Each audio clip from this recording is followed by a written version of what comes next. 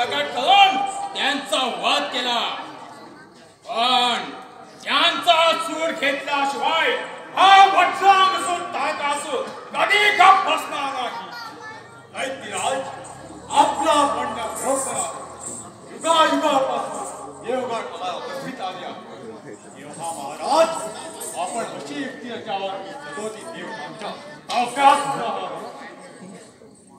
महाराज एक एक गोष्टीची आठवण काढली म्हणजे अंगात आग पेटत आहे. या विष्णूने कपटाचा डाव रचून साऱ्या असुरकुलाचा नाश केला. म्हणून म्हणतो अगदी विचार करून त्या देवाचा अंत केला पाहिजे. दैत्यवीरांनो, देवावर आक्रमण करण्याकरिता महान सैन्यबळ तयार करा.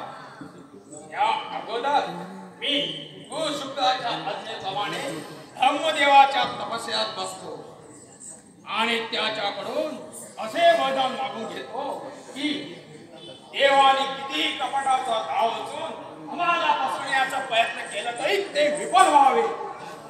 दैत्यराज विचारा